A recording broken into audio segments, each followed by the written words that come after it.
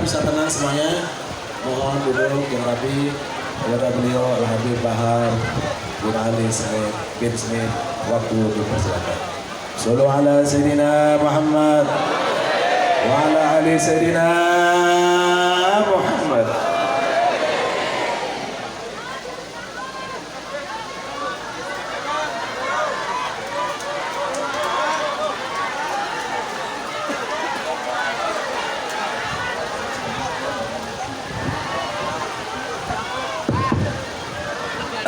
Sebelum saya mulai, kepada seluruh hadirin hadirat, bapak-bapak, khususnya ibu-ibu, tolong jangan ada yang ribut. Sebentar lagi masuk waktu asar, jadi tolong dengarkan sedikit dari nasihat yang saya sampaikan. Tolong jangan ada yang ribut, pasang telinga, pasang hati, dan dengarkan sedikit nasihat yang saya sampaikan. Assalamualaikum warahmatullahi wabarakatuh.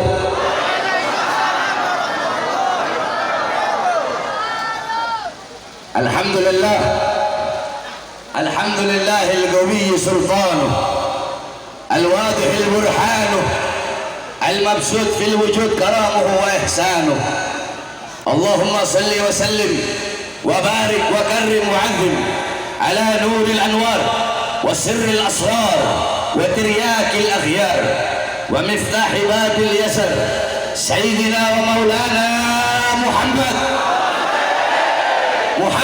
المختار وآله الأطهار وأصحابه الأخيار عدد نعم الله وإفضاله. أما بعد, yang saya cintai, yang saya muliakan, segenap para alim ulama, para habaib, para kiai, para asatid, para tuan-tuan guru, para pengajar-pengajar Ponpes Darul Muta'allimin, para santri-santri yang saya cintai, yang saya muliakan, segenap tokoh masyarakat, segenap aparat pemerintah yang saya cintai, yang saya muliakan,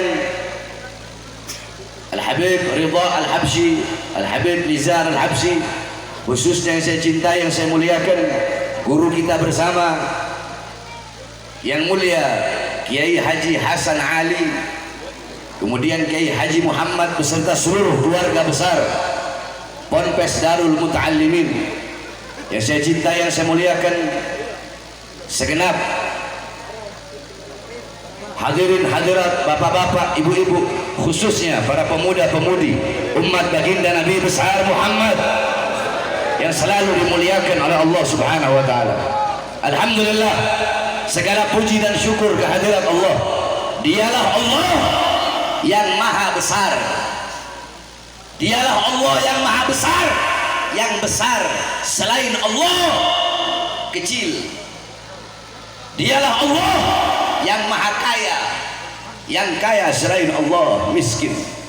Dialah Allah yang maha perkasa, yang maha kuat, yang perkasa selain Allah, yang kuat selain Allah lemah. Dialah Allah raja di atas para raja, yang raja selain Allah hamba. Dialah Allah yang maha melihat, yang melihat selain Allah buta terhadap warna-warna yang jauh, buta terhadap warna-warna yang tersembunyi. Dialah Allah yang maha mendengar, yang mendengar selain Allah tuli terhadap suara-suara yang jauh dan suara-suara yang dekat akan menulikannya. Dialah Allah yang maha hidup, Yang hidup selain Allah pasti akan mati. Yang ada selain Allah pasti akan tiada. Yang wujud selain Allah pasti akan binasa. Sedangkan hidupnya Allah, adanya Allah, wujudnya Allah kekal abadi, tidak akan pernah musnah dan tidak akan pernah binasa. Dan dialah Allah yang dimana pada sore hari yang mulia ini Allah jadikan ini tempat sebagai tempat turunnya rahmat. Allah jadikan hamba-hamba yang duduk di ini majelis pada sore hari ini hamba-hamba yang Allah berikan limpahan rahmat dan kasih sayang. Allah berikan maghfirah, pengampunan. Karena duduknya kita di ini majelis mendapatkan keberkahan dan kemuliaan daripada menuntut ilmunya Allah Subhanahu wa taala. Saudara-saudara sekalian yang dimuliakan oleh Allah, Sayyidina Umar ibn Khattab radhiyallahu anhu, beliau mengatakan, "Inna Allah lam yahluk fi wajhil ardi turaban afdal min majlisil ilm." Sesungguhnya Allah tidak pernah menciptakan di muka bumi sejengkal debu, sejengkal tanah yang lebih mulia selain daripada tanah yang digunakan untuk menuntut ilmunya Allah Subhanahu wa taala. Saudara-saudara, kalian duduk pada sore hari ini, kalian duduk di sini untuk mendapatkan warisan Nabi Muhammad SAW. Nabi Muhammad tidak mewariskan harta, pangkat, jabatan, kekuasaan, emas, intan, permata, dinar, dirham. Bukan itu warisan Nabi Muhammad. Warisannya Nabi ilmu, amal, wara, khauf, akhlak, sabar, takwa, zuhud, ibadah, qanaah, amar ma'ruf, nahi mungkar. Itu warisan Nabi Muhammad. Kita duduk di sini untuk mendapatkan warisan Nabi Muhammad. Maka ketika kita telah mendapatkan warisannya Nabi Muhammad, apakah ada warisan yang lebih mahal selain daripada warisan Nabi Muhammad? Apakah ada warisan yang lebih bermanfaat bagimu dunia akhirat, yang lebih berharga bagimu dunia akhirat, yang lebih membuat engkau bahagia dunia akhirat, yang lebih membuat engkau selamat, yang menyelamatkanmu dunia akhirat, yang membahagiakanmu dunia akhirat? Apakah ada warisan yang lebih dari itu selain daripada warisan baginda Nabi besar Muhammad? Saudara-saudara, jangan kalian pikir kalian duduk di sini baca maulid, baca sholawat sama Nabi, merayakan Isra Mi'raj Nabi, itu akan menambahkan kemuliaan Nabi. Tidak. Kita duduk di sini memuliakan Nabi. Kemuliaan Nabi Muhammad tidak bertambah, tapi kita yang menjadi mulia karena telah memuliakan Nabi Muhammad SAW. Alam tara jildal haqira mugabbalan bithaqafi lama ansara jildal mushafi. Tidak pernahkah engkau melihat, tidak pernahkah engkau mendengar kulit-kulit yang tidak berharga, kulit-kulit yang tidak bernilai? Kulit-kulit itu dicium oleh bibir-bibir, dicium oleh mulut-mulut ketika kulit itu menjadi sampul daripada ayat suci Al-Quran. Contoh, saya punya kambing. Kambing ini saya potong, kulitnya saya keringkan. Setelah saya keringkan, ini kulit kambing saya bagi menjadi dua. Kulit yang setengah saya bikin dompet atau saya bikin tas. Boleh nggak saya taruh di bawah? Jawab. Taruh di bawah boleh nggak? Megangnya harus punya wudhu apa enggak? Saya taruh dompet di belakang boleh nggak? Saya bakar boleh nggak? Kulit yang setengahnya lagi saya bikin sampul ayat suci Al-Quran. Boleh nggak menyentuhnya nggak pakai wudhu? Harus pakai wudhu. Ditaruh di tempat yang tinggi. Bawahnya harus pakai akhlak, pakai adab. Kulitnya sama nggak? Dari kambing yang sama nggak? Tapi kenapa ketika kulit itu yang satu dibikin dompet, yang satu dibikin sampul ayat suci Al-Quran, perlakuannya berbeda? Karena yang dibikin sampul ayat suci Al-Quran, kulit itu menjadi mulia karena menyatu dengan sesuatu yang mulia. Apa itu? Ayat suci Al-Quran. Nah, kita ibarat kulit. Nabi Muhammad adalah Al-Qurannya, saudara-saudara.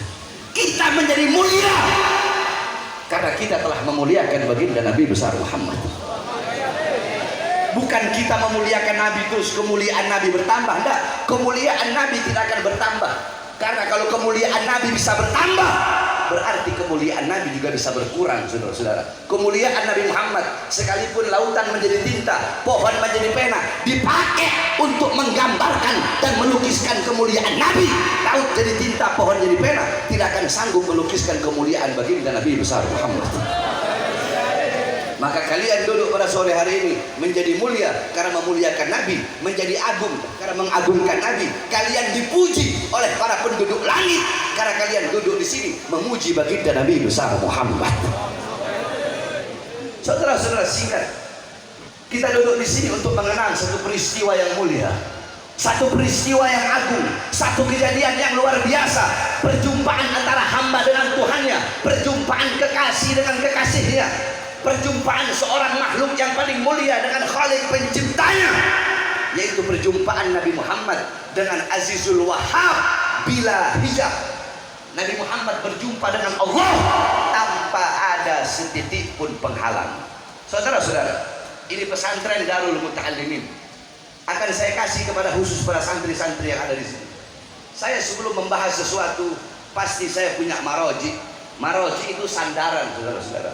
Nah, dikatakan man arada taqadduma fa'alaihi bikutubil mutaqaddimin, faman arada ta'akhura fa'alaihi bikutubil mutaakhirin.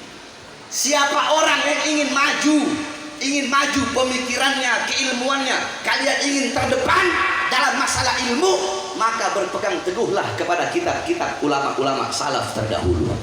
Nah, ada beberapa kitab-kitab yang menjelaskan tentang Isra wal Mi'raj. Karena kalau saya mau jelasin Isra Mi'raj sampai besok malam nggak bakal kelar, saudara-saudara. Jadi saya sebutkan kitab-kitabnya. Nah, nanti saya akan jelaskan intisari, lubang daripada Isra wal Mi'raj. Dalam kitab As-Siraj Al-Wahhaj fi Haqa'iqil Mi'raj, karangan Al-Imam Abu Ishaq Muhammad ibn Ibrahim An-Nu'mani Asy-Syafi'i.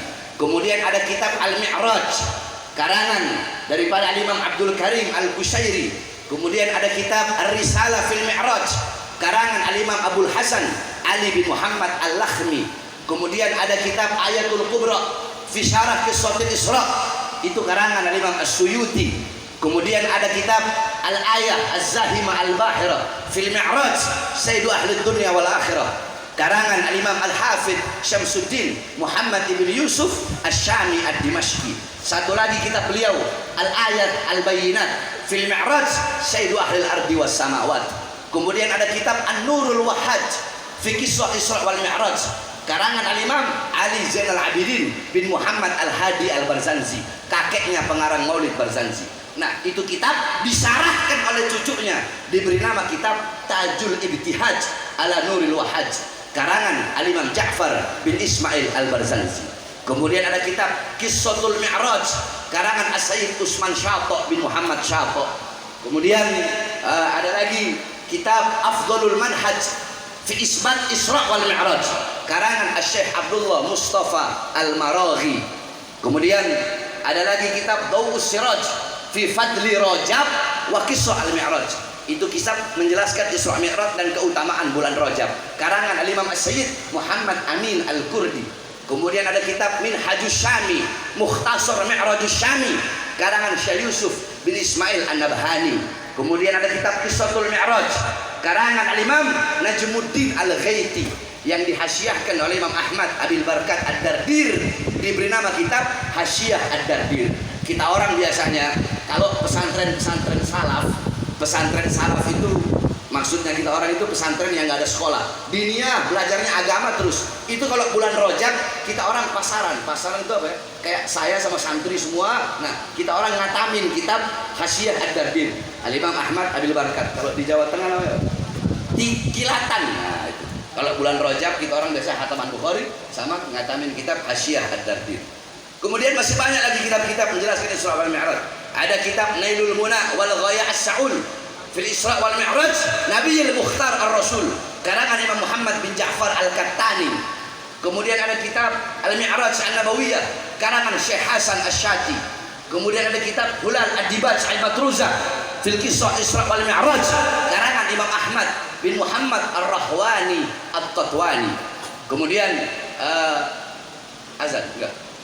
Belum. Kemudian masih banyak lagi, ada kitab karangan guru kami Al-Anwar Al-Bahiyah fil Mi'raj Khairil Bariyah, karangan Abuya Al-Imam As-Sayyid Al-Habib Muhammad bin Alwi Al-Maliki Al-Hasani. Kemudian ada kitab Yawaqit Taj Al-Wahhaj fil Isra wal Mi'raj, karangan daripada Imam Muhammad bin Muhammad Al-Bagir Al-Kattani. Kemudian kitab Al-Isra wal Mi'raj Mu'jadul Kubra li Sayyidil Anbiya, karangan dari Imam Syekh Nafi Al-Jauhari. Dan masih banyak lagi kitab-kitab yang menjelaskan tentang Isra wal Mi'raj, engkau pelajari dengan benar-benar kitab-kitab yang saya sebutkan tadi, maka engkau akan mendapatkan hikmah, mendapatkan lubab, intisari betul-betul pelajaran yang luar biasa daripada kisah Isra wal Mi'raj. Singkat saudara-saudara, tadi telah dibacakan oleh Kiai Hasan ayat yang dimana Allah berfirman, Subhanalladzi asra bi'abdihi lailan minal masjidil haram ilal masjidil aqsa. Perhatikan baik-baik. Kita di sini ngaji. Allah mengawali ayat tersebut dengan kalimat subhana. Dengan kalimat apa? Ayo semua jawab bareng-bareng, kita baca. Ikuti saya. Bismillahirrahmanirrahim. Kurang keras. Bismillahirrahmanirrahim. Subhanalladzi asra bi'abdihi lailan minal masjidil haram ilal masjidil aqsa. Subhana bimakna tanzih, yakni tanzihullah min kulli su'. Subhana bimakna al-bara'ah, bara'ah lillah min kulli naqsin wa su'in wa mithli dhalik. Allah memulai kalimat tersebut dengan kalimat tasbih subhana. Jadi kalau ada yang pakai subhana, ayat Quran pakai subhana sama nggak pakai subhana itu nggak sama. Kalau ada ayat yang memakai diawali kalimat tasbih, kalau ayat itu menceritakan tentang tempat atau waktu atau kejadian atau sosok atau apapun itu, kalau pakai tasbih pakai subhana sama nggak pakai subhana itu nggak sama. Kalau ada ayat pakai subhana awalnya, subhana diawali dengan kalimat tasbih. Kalau menceritakan sosok, berarti sosok itu sosok yang luar biasa. Kalau menceritakan tempat, berarti tempat itu tempat yang luar biasa. Kalau menceritakan kejadian peristiwa, berarti kejadian peristiwa itu bukan yang biasa, tapi kejadian dan peristiwa yang luar biasa. Kenapa? Karena diawali dengan kalimat tasbih. Paham? Nah, tadi kalian sudah bilang, sudah ikuti saya. Tasbih yakni bermakna tanzih. Tasbih itu maknanya mensucikan Allah, mensucikan Allah dari segala kekurangan, dari segala keburukan. Baro'ah, melepaskan Allah dari segala aib, dari segala keburukan, kekurangan, kejelekan. Kenapa? Karena Isra wal Mi'raj adalah kalau orang-orang yang takdimul akal ala nakal, kalau orang-orang yang lebih mendahulukan akal daripada iman, maka ini kejadian tidak masuk akal. Karena ini kejadian tidak masuk akal, makanya Allah awali dengan kalimat subhana untuk membuktikan bahwasanya tidak ada yang mustahil bagi Allah subhanahu wa ta'ala. Paham? Subhana, paham? Subhanalladzi asra bi abdihi, maha suci zat yang telah memperjalankan pada malam hari abdihi, hambanya. Perhatikan, Allah memakai kata abd, hamba. Apa itu hamba? Al-abd, hamba yang utuh. Maksudnya hamba yang utuh bil jasad waruh. Ra'a bi'adatil ain, sami'a bi'adatil udun.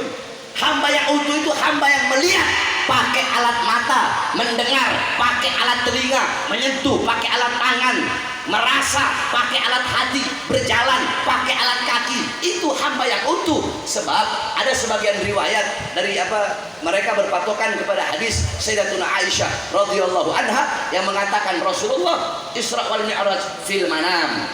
Nabi Muhammad Isra Mi'raj itu cuma melalui mimpi, bukan hanya ruhnya saja, bukan jasadnya. Tetapi pendapat yang paling kuat, Nabi Muhammad Isra Mi'raj dengan jasad dan juga ruh. Kenapa? Karena dalam di ayat situ Allah memakai kata abd, hamba. Kecuali kalau Allah pakai kata mayit. Subhanalladzi asra bi mayyitihi. Kalau mayit jasad nggak ada ruh. Kalau namanya hamba berarti ada ruhnya. Ruhnya, jasadnya berjumpa dengan Allah tanpa ada setitik pun penghalang. Saudara-saudara. Paham? Subhanalladzi asra bi abdihi lailan. Lailan. Lailan di situ memakai isim nakiro. Ya. Contoh, itu rumah. Saya bilang, saya pakai isim ma'rifat alif lam. Al-baitu. Al-baitu isim ma'rifat, artinya rumah itu. Itu rumah warnanya putih, itu rumah 2 tingkat, gentengnya warna coklat, dalam rumah itu ada ini. Tapi kalau saya bilang baitun dengan tanda tanwin, rumah itu warna apa? Rumah itu gentengnya gimana? Rumah itu terbuat dari apa? Dalam rumah itu ada siapa? Nggak tahu. Nah, kenapa Allah pakai lailan? Bimakna taklil fi muddatil isra. Maknanya untuk penyedikitan daripada waktu malam. Allah ingin menunjukkan Nabi Muhammad Isra Mi'raj bukan satu malam penuh. Sebab kalau al-lail berarti satu malam penuh. Berarti hanya Allah yang tahu berapa waktu Nabi Muhammad Isra dan Mi'raj berjumpa dengan Allah Subhanahu wa taala. Minal Masjidil Haram, Isra dari Masjidil Haram. Apa itu Masjidil Haram? Tempat yang mulia, tempat yang agung.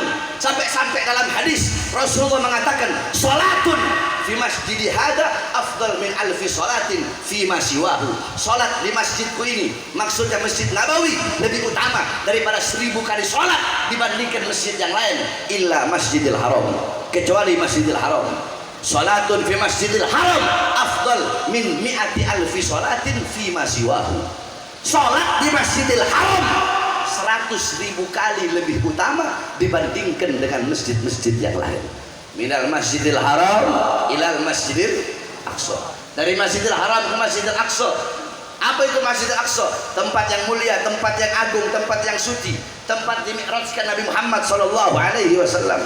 Dalam hadis Rasulullah sallallahu alaihi wasallam bersabda, la tushaddur rihal illa ila thalatha masajid, masjidi hada wa masjidil haram wa masjidil aqsa. Tidak ada bepergian yang lebih utama selain pergi ke 3 masjid, Masjid Nabawi, Masjidil Haram, dan Masjidil Aqsa. Nabi Muhammad Allah isra'kan dari tempat yang mulia menuju tempat yang mulia. Allah naikkan dari tempat yang mulia menuju tempat yang paling mulia sehingga berjumpa langsung dengan Allah Subhanahu wa taala. Ketika itu saya kalau mau ceritakan gimana mi'rajnya nggak bakal selesai. Ini waktu. Sebelum jam 4 harus selesai karena kita bakal sholat asar. Nah, intinya saudara-saudara, ketika Jibril alaihissalam ditanya oleh Rasulullah, wahai Jibril, ayo kau ikut denganku berjumpa dengan Allah. Apa kata Jibril? Kata Jibril, wahai Muhammad, wahai Rasulullah, aku tidak akan bisa berjumpa dengan Allah. Aku akan hancur, aku akan musnah, aku akan terbakar, aku akan menjadi abu, hancur, lebur. Hanya engkau yang bisa berjumpa dengan Allah. Nabi Muhammad berkata, bukankah engkau tercipta dari cahaya wahai Jibril? Jibril menjawab, ya, aku memang tercipta dari cahaya, tapi aku bukan bagian dari cahaya Allah. Sedangkan engkau Allah ciptakan dari cahaya, dan engkau bagian dari cahaya Allah itu sendiri, sehingga hanya engkaulah yang bisa sampai kepada Allah. Saya tanya, bapak-bapak, ibu tahu matahari? Ini kalau kita mau tamsilkan pakai akal, tahu matahari? Andaikan bumi nyampe ke matahari, hancur nggak bumi? Yang keras, hancur nggak? Planet-planet yang lain, kalau dia mau sampai ke matahari, hancur nggak? Hancur. Yang bisa sampai ke matahari hanya cahaya matahari itu sendiri. Ketika dia mengeluarkan cahaya, nanti yang bisa balik ke dia cahaya dia sendiri. Tidak ada yang bisa berjumpa dengan Allah kecuali bagian dari cahaya Allah itu sendiri, yaitu baginda Nabi besar Muhammad SAW. Paham? Paham? Loh Beb, hadisnya apa Beb? Kalau Nabi Muhammad itu tercipta dari cahaya Allah. An Jabir bin Abdullah Ansari radhiyallahu magal, qultu ya Rasulullah bi abi wa ummi akhbirni an awwal syai'in khalaqallahu qabla al-asya. Qala ya Jabir, khalaqallahu qabla al-asya nuru nabiyyika Muhammadin sallallahu alaihi wasallam min nurih. Dari Jabir bin Abdullah Ansari, beliau bertanya, ya Rasulullah, demi ayahku, demi ibuku, akhbirni, beritahu aku siapa makhluk yang pertama kali Allah ciptakan sebelum Allah ciptakan apa-apa. Belum ada langit, belum ada bumi, belum ada sorga, belum ada neraka, belum ada arsy, belum ada golam Allah, perangnya Allah, belum ada syajaratul ahya, pohon kehidupan, belum ada syajaratul tuba, belum ada apa-apa. Yang ada hanya Allah. Sebelum Allah tidak ada apa-apa, sesudah Allah tidak ada apa-apa. Makhluk yang pertama kali Allah ciptakan, nuru nabiyyika Muhammadin, cahaya nabimu, itu cahaya Nabi Muhammad, khalaqa min nurih, yang telah Allah ciptakan dari cahaya Allah Subhanahu wa taala. Nah, saudara-saudara sekalian, bahkan para ulama ada yang mengatakan siapa yang lebih mulia, sendal Nabi Muhammad ataukah Jibril yang lebih mulia? Jibril tidak bisa berjumpa langsung dengan Allah, tetapi Nabi Muhammad bahkan sendalnya berjumpa dengan Allah Subhanahu wa Ta'ala. Kenapa sandal itu menjadi mulia? Padahal sandal itu hanya dari kulit, sebagaimana yang saya jelaskan tadi pertama. Sandal itu hanya dari kulit, tapi sandal itu menjadi mulia karena menyatu dengan sesuatu yang apa itu? Telapak kaki indah baginda Nabi besar Muhammad SAW.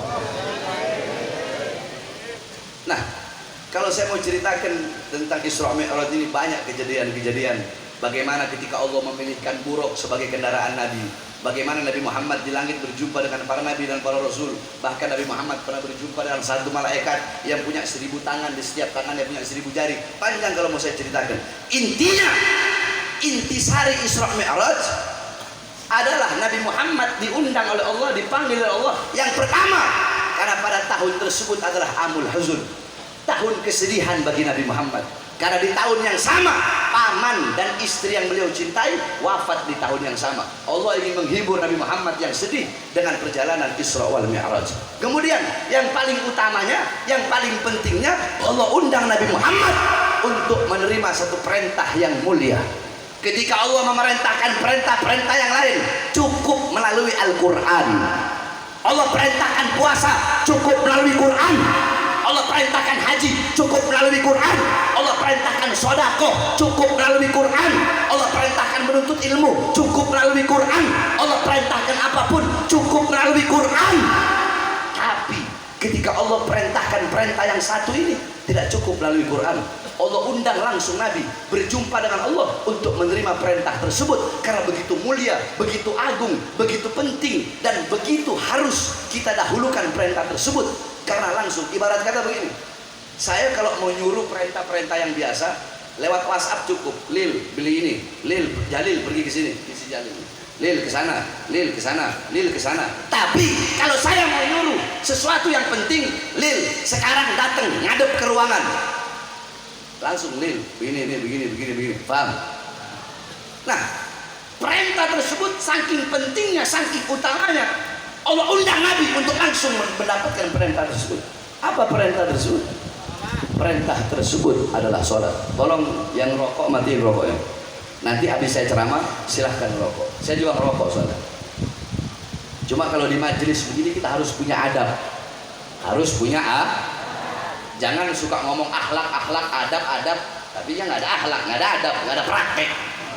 Giliran kita orang dibilang Habib Bahar radikal, Habib Bahar intoleran, Habib Bahar provokator.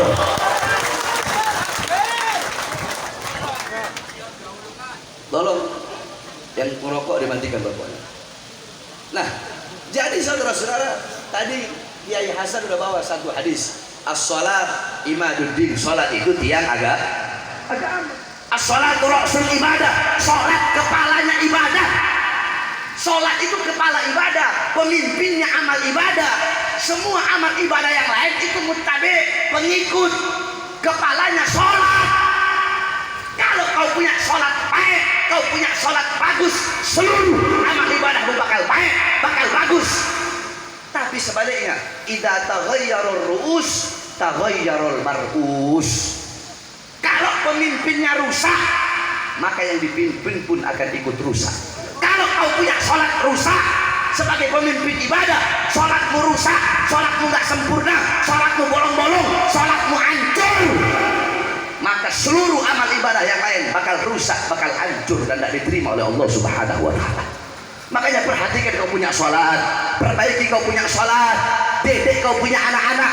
Saudara-saudara, ini sekarang akhir zaman, fitnah di mana-mana, kerusakan di mana-mana. Orang-orang tidak lagi mengenal Allah, tidak lagi mengenal Rasulullah, tidak lagi mengenal Islam. Anak-anak kita, anak-anak kalian, anak-anak kita buta agama, buta Islam, buta Quran, buta iman, tidak kenal Allah, tidak kenal Rasulullah. Anak-anak kita melacur, anak-anak kita mabok, anak-anak kita judi, anak-anak kita narkoba, bahkan judi online. Bukan hanya di masyarakat yang berada di kota-kota